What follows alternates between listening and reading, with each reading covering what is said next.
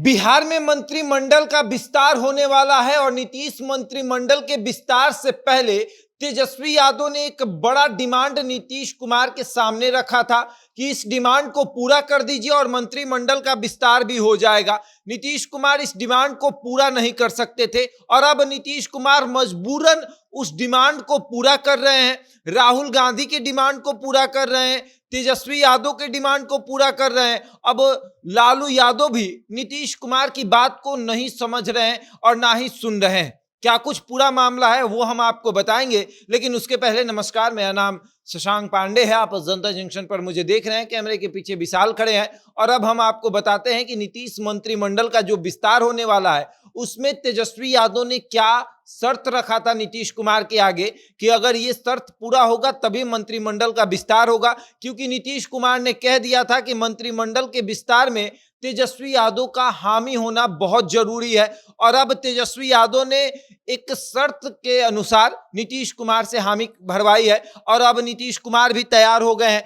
पहले कहा गया कि मंत्रिमंडल का विस्तार होगा, उसमें 5 नए मंत्री बनेंगे।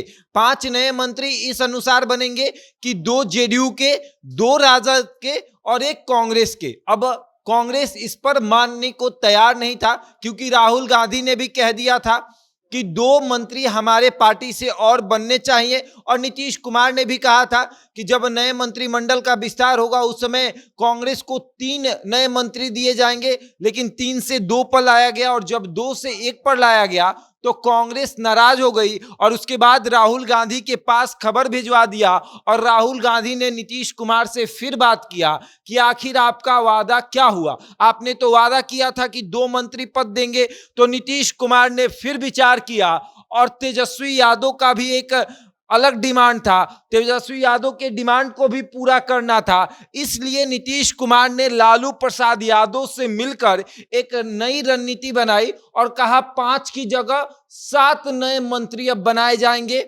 जिसमें से 2 कांग्रेस के, 2 जेडीयू के और 3 राजद के। राजद 3 इसलिए भी ले रहा है क्योंकि नीतीश कुमार के कोटे में 3 ही मंत्री नए जाएंगे।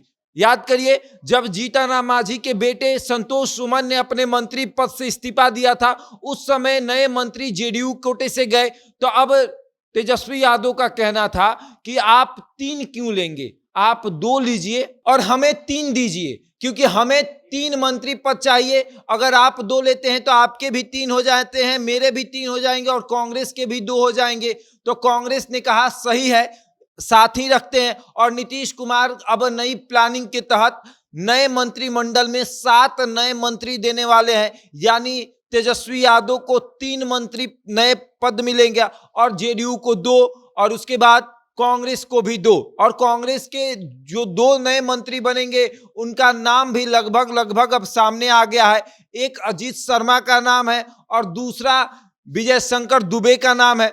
लेकिन कांग्रेस के बाद न ही राजद ने अपना नाम घोषणा किया और ना ही जेडीयू ने। जेडीयू का कहना है कि जो भी लोग बनेंगे वो अच्छे लोग होंगे और जनता के हित के बारे में सोचने वाले लोग होंगे। राजद सुनील सिंह के नाम पर और कार्तिकेय मास्टर के नाम पर मोहर लगा चुका है, लेकिन एक नया कोई और मंत्री बनेगा, वो कौन होगा इसमें भी अभी शंका है। हो सकता है कि चेतन आनंद को मंत्री पद दिया जाए, क्योंकि चेतन आनंद के पिता आनंद मोहन लगातार बिहार भ्रमण पर है, राजपूतों को एकजुट कर रहे हैं और तेजस्वी यादव को यह एहसास है कि अगर चेतन आनंद को मंत्री पद देते हैं तो 2024 में तमाम राजपूतों का वोट जो है वो एकजुट होकर राजद को मिलेगा या फिर महागठबंधन को मिलेगा। इसीलिए चेतन आनंद पर तेजस्वी यादव की निगाहें हैं और अब देखने वाली बात यह है कि जेडीयू कोटे से कौन कौन लोग, 2 लोग जो है वो मंत्री बनते हैं और 7 नए मंत्री का जब विस्तार होगा तब महागठबंधन में मजबूती आएगी या फिर से उसी तरीके से खटास रहेगा। बहरहाल इस खबर में इतना ही। बने रहे हमारे साथ और देखते रहे जनता जंक्शन।